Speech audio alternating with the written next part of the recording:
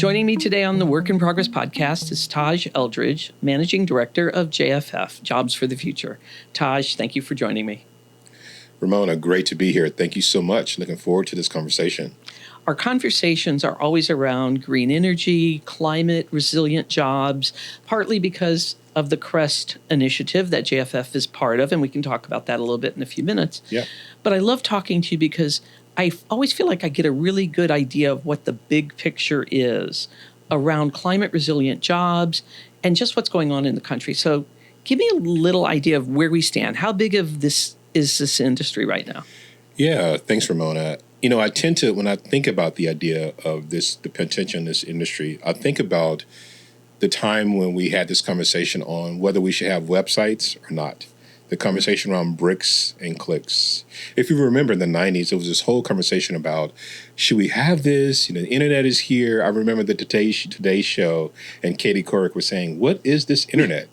And now here we are. It is part of our lives. It is ubiquitous when we think about everything that we do. Even the work we're doing here, you and I, that's going to be on several different streaming platforms. So I think it's the same way with alternative energy, with the green economy.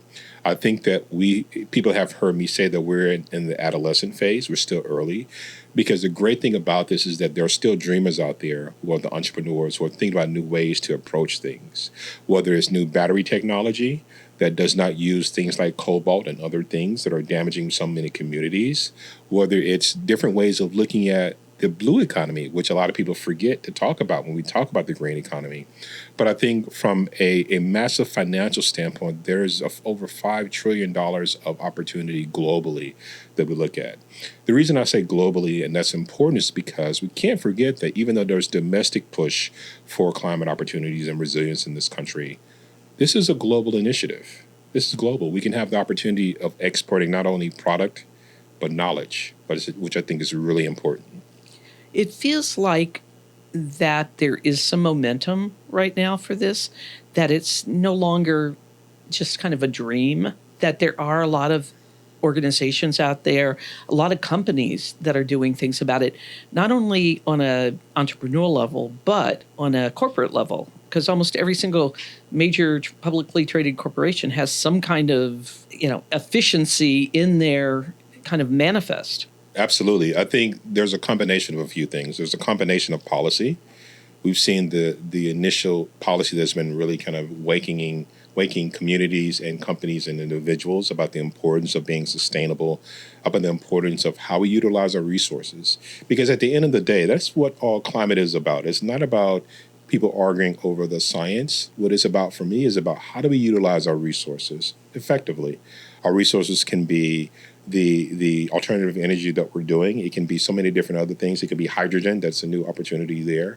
The reason I mention that is that I think that one of the things I've often talked about is that we have to have this transition, and the transition has to happen faster than what we need it to be. What's really interesting for me is that there's all these opportunities to get into this space. I think also, too, for years recently, we've had a lot of corporations who had their ESG, environmental social governance department, kind of sitting alone. And now we're seeing the opportunity to combine the CMO office, chief marketing office, with ESG on how companies are approaching these issues, how to combine the chief human resources officer with ESG and thinking about how do we recruit and look at the population that's there. One thing I will also say that's really kind of forcing a lot of companies to think about this is the advent of youth. And what I mean by that is that the population ages, the population changes, the needs of those populations change as well. We've often heard about this idea of quiet quitting with a number of the populations in Gen Zs and others.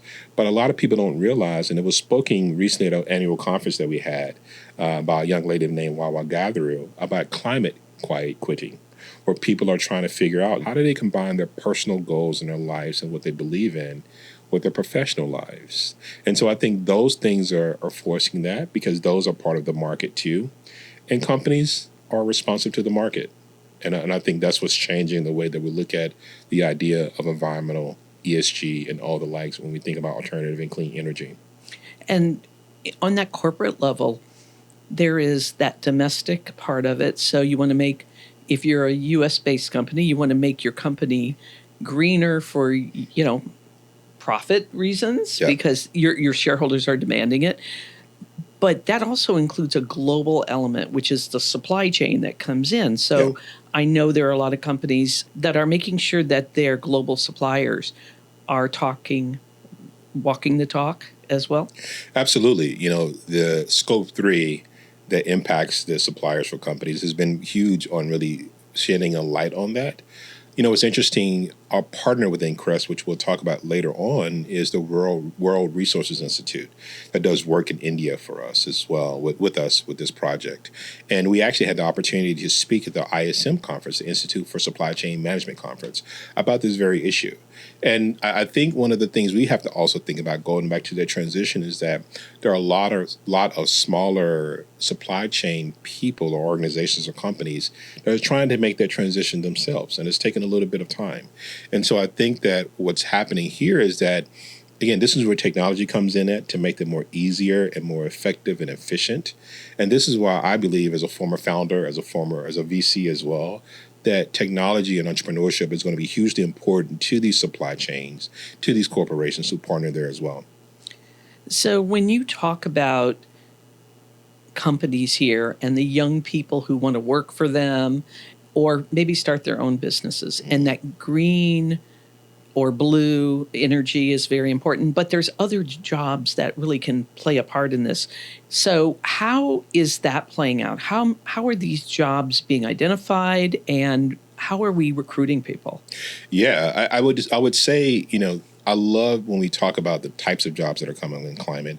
A lot of time we focus on what I kind of call the white collar jobs, the jobs that are for people who may have went to college or grad school. And we're seeing those changes with things like artificial intelligence. With the advent of that, there's a greater need for cloud computing, which uses a lot of energy, which is going to really change the way engineers look at the way they're building products. So I think that's important. But when we look down to those positions, like you mentioned, these apprenticeship types of roles, those are going to be vastly important when the infrastructure comes. And what I'm excited about, there are several organizations, like there's an organization called the Build a Man Project that's African-American based, that really taking a lot of people from lower income communities and teaching them about things like plumbing and welding and saying that these are jobs where you can have a life and entrepreneurship. And it will be needed because the people who are learning these trades are no longer there. And I think that's important because that's going to be some of the parts of it too. When we talk about HVAC, the other thing that's really interesting from an entrepreneurial standpoint that's happening is changing that is the advent of companies utilizing heat pumps or all these other types of technologies, one of which is a company called Black Power that's based in New York that we may have talked about before. They utilizing that technology. And I think the awareness is happening. Again, for me, it's really interesting to see. Often in the industry of workforce, we talk about pathways and how people come into these jobs, whether through education, whether through organizations. But quite honestly, in addition to that, there's social media. I was telling some of my colleagues, there's a young gentleman who has this Instagram account who does fishing, sustainable fishing, and he educates on it, but also he's become this superstar.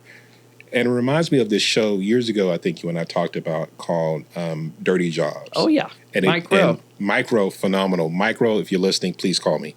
But it talked about these jobs that are often forgotten. And I think we're seeing now this resurgence in these types of jobs as well for younger populations because of the need and also because of the fact that it has impact and it pays, right? So I think that's important. So on the skilled trade idea, those, as you said, those are great paying jobs. A lot of them are union jobs. Mm-hmm. And with the Infrastructure and Jobs Act, there is a big demand. Yeah. I just talked to somebody at McKinsey, mm-hmm. and they had just done a report on the need for these folks. Yeah. And they need them to build roads. They need them to make them sustainable, which is part of the act. Yeah, and I think organizations like the Blue-Green Alliance that focuses on the union side is important. But again, Ramona, I look at it from a very holistic standpoint. I look at not only the jobs that are being created and the people who need these jobs, but I look at the wraparound services that are needed. I look at the technologies that can help people in these jobs that have come from people thinking about the climate impact.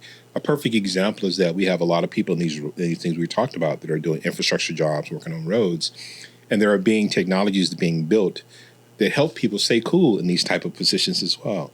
All right, where we're seeing these ventilated jackets and these cooling jackets that allow people to work in the sun with less impact from the sun and from the heat that we're seeing because of the impact of climate change. And also, again, policies are working through that as well, where we're seeing a number of different policies on the state side that are reducing the amount of time that workers are out in these weather and in the heat as well. So I think the idea for us to think about the inclusion of workforce and climate needs to have a very big tent strategy, because there's a lot of parts that go into it. There's not just one way to get a pathway into a job. And I think that's great, because not everybody's going to go to college. Not everyone is going to go to a 2-year community college. Not everyone's going to be able to have that type of pathway. So we need to have pathways that are about from high school to working, from community college to that space, and then also from traditional college. And I think that's the thing that I love about the industry that we're working on, it because that optionality that allows us to do that. There's also different needs in different communities. And one of the things the JFF CREST initiative is doing is looking at what they call regional challenge. One of the things that I'm fascinated by, though, is in these different regions, how you talk to people differently in those regions about what's going on. Yeah. Some of them don't like the term green jobs. No. Are you seeing any resistance, any pushback? Yeah, I think that's been the way that we've started CREST from the very beginning, is language. I was a poetry major before I became an economist and working in the financial sector. That doesn't surprise me for some reason. So language is important, and I think language connects. And so you're right. A lot of the times in certain communities, we refrain from using words that may be what I call trigger words, because there's a lack of education around it. And I think it will come. But at the end of the day, when we're talking about green jobs, when we're talking about blue economy jobs, these are literally jobs of the future. The future is going towards that. And the reason I keep mentioning this from a global standpoint is whether or not we're still having this conversation in our country from a political standpoint, the world is moving towards it. We're having different partners and different allies in the world that are looking for this opportunity around alternative energy. So I think it's important for us to take a look at that. And again, I grew up in Texas. I live in California, so I understand the nuance of language. I understand how language can be community. Because there's a bit of comfort in language for certain communities. So yes, I think it's been really important to do that. I think once we start being very rigid on the language that we're using, I think once we start being rigid on you have to say this is what this is, I think then you'll get pushback. But at the end of the day, jobs are tied to employers. Employers have a goal, and we have to speak the language of the employers as well, in addition to speaking the language of those of us who want to see a brighter, cleaner future. So we've mentioned CREST a couple of times. Why don't you tell the audience who may not know what CREST is? Absolutely. And like the government, we love acronyms. So CREST stands for Climate Resilient Employees for a Sustainable Tomorrow. This initiative was funded by the Aries Charitable Foundation, and it partners Jobs for the Future along with World Resources Institute. And I love it because the importance of it shows the global impact that I've been saying. For the U.S., we've been focusing on training and placing over 25,000 Americans into quality green jobs. And I can talk about why we say quality in a second on that. And also in India, we look at how can we impact and work with micro and small, medium enterprises when it comes to climate resilience. And I think it's a great initiative because, again, it combines these two worlds where there could be cross-cultural learning about it. Our team had the opportunity to go to Mumbai with you as well. And we had a lot of learning that is so similar to what we've seen in the United States and vice versa, where we've talked about ways that we've done things in the United States that can influence the community of employers in India.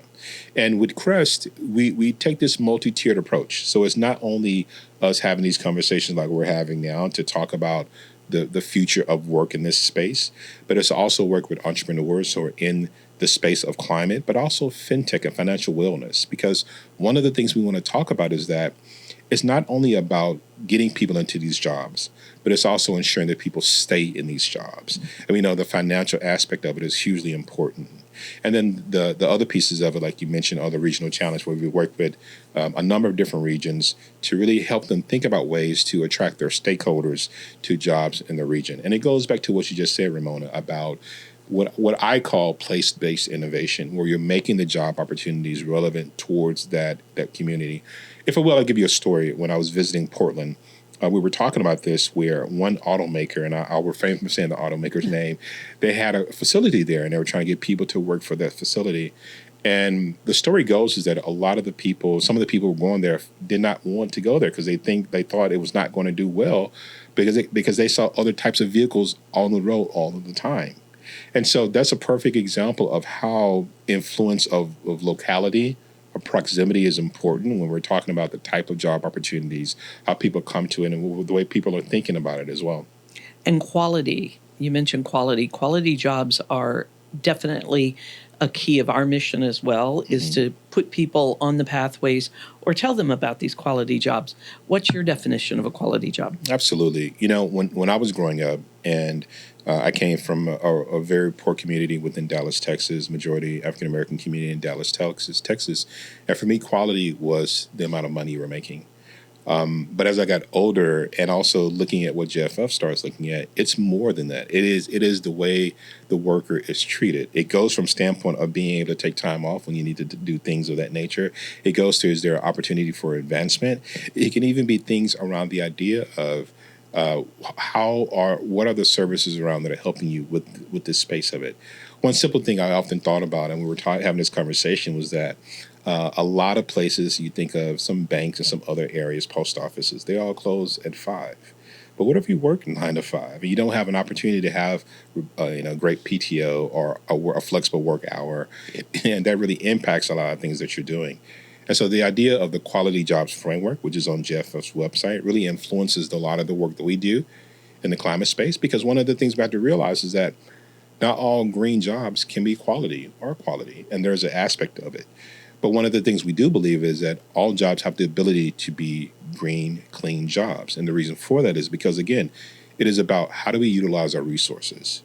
So we talked about the idea of artificial intelligence, how that can have a climate lens.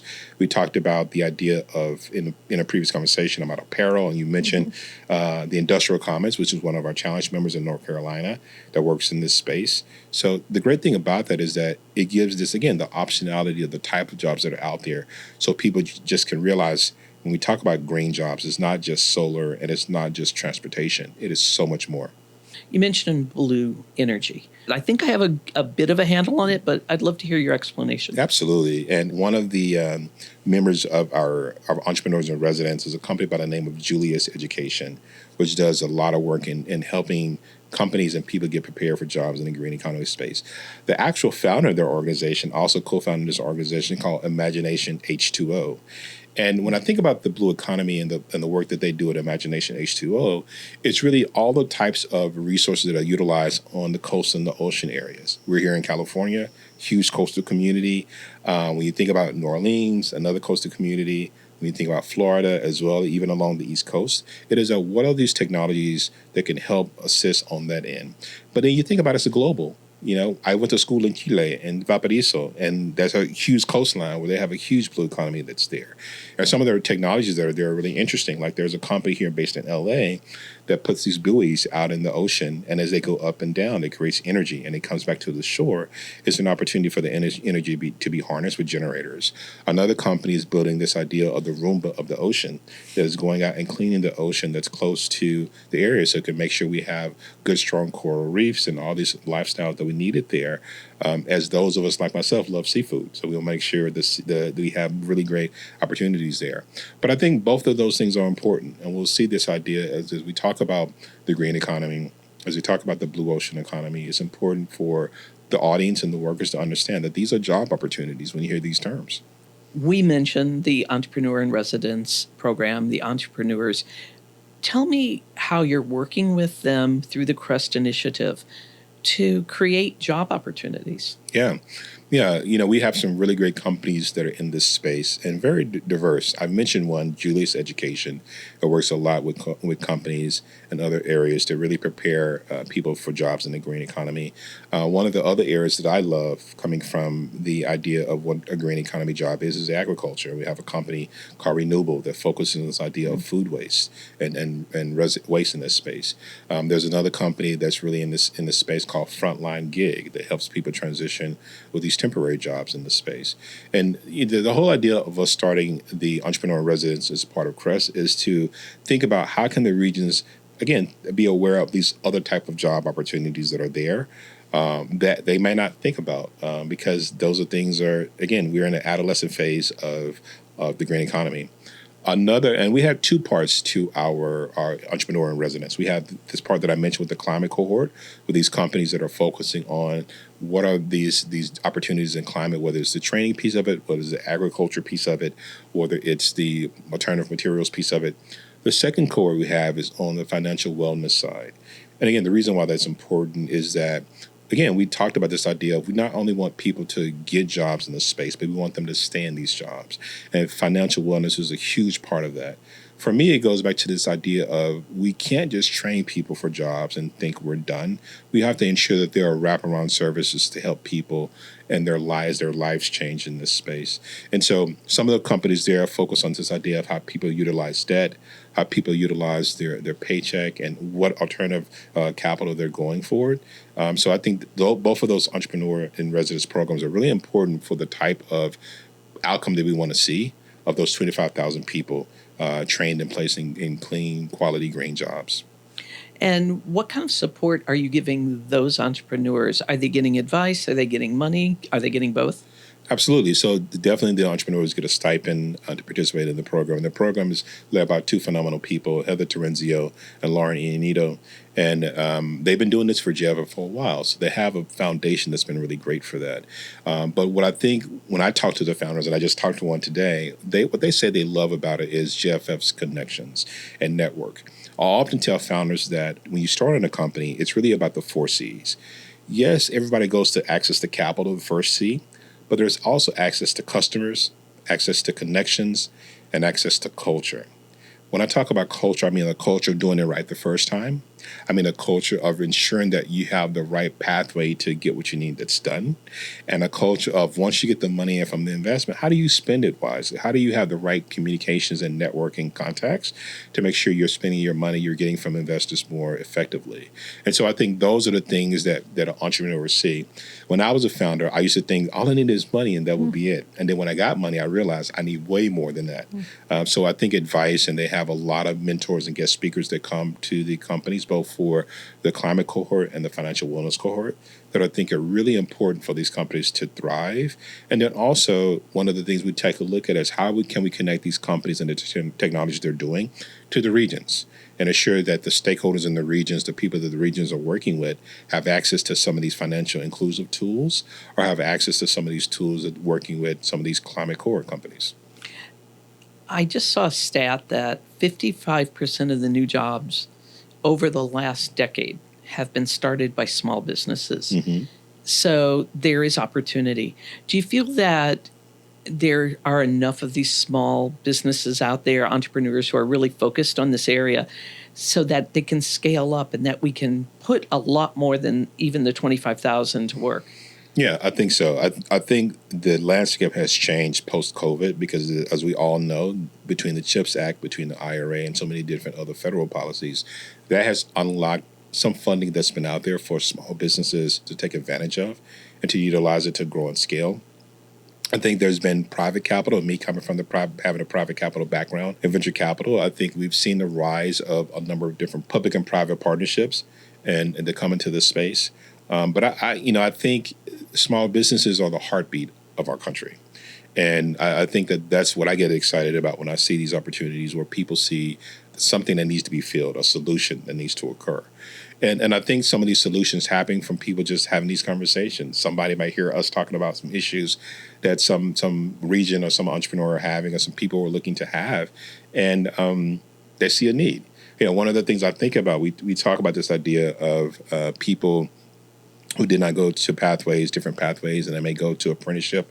How do you let employers know what type of credentials that you have? So that leads to opportunities around digital wallets and digital credentials, which we're working with at GFF. So I think that that's exciting to me when we have these conversations. And when I see problems, I see opportunity. And I think that's the mindset of a lot of different founders in this country. My last question for you is, where is a surprising area that maybe an entrepreneur has stepped into and you go, oh, I didn't think about that? Or what is an opportunity you think somebody should step in to fill? Absolutely. It's interesting. I keep it real simple, and I keep it because we're post-Olympics. As many people know, hopefully people had the opportunity to watch Paris, the Olympics there. And of course, we're going to bring it back here to LA in 4 years. And the mayor of LA, Mayor Bassett, says she wants a car-free Olympics. So that's going to create a lot of opportunities to really think about how do we move people? How do we effectively move people? And I think what's interesting to me is that America is so much based on rugged individualism. And I think even in California, it goes down to our vehicles. We have a love affair of vehicles that's lasted so many years. So I think it's going to be an opportunity to change behavior. I get excited, not necessarily about just the hardware opportunities, and I think they're there, but I get excited about how behaviors are changed. When I think about that, I think about the language that we use. We don't say we're sending somebody a package. We say we're FedExing someone. We don't say we're searching on the internet for someone. We say we're Googling someone. And I think some of that change in behavior needs to occur in the climate space of how we're utilizing resources, how we're thinking about movement of people. And I think that's exciting for me to see. Lastly, I would think, too, what I'm really excited about is, again, the behavior is changing. We see a lot of young people changing. The way we eat and how the things we're doing, how our food is being grown, the type of food is being grown, I think that's really exciting for me as well. And Ramona, I tell you, I'm probably one of the oldest people that's on TikTok and Instagram, looking at all these reels, and I get excited when I see a lot of these young people on there, a lot of Gen Zs and even Gen Alphas talking about what they want to see in the future. And I think that gets us excited because that gives us an opportunity to lay the foundation of what we can build to help them achieve those goals, either working with a company, having a job where they're fulfilled, or really encouraging the entrepreneurship in that space. And I think that is what Jobs of the Future is about. It's not only about making sure that we're reducing the barriers for people today, the 75 million that we want to impact for our North Star, but it's also laying the foundation for the future long after I'm gone. And that's what I'm excited about. Taj, thank you much. Thank you so much. Always a pleasure. Absolutely. Thank you.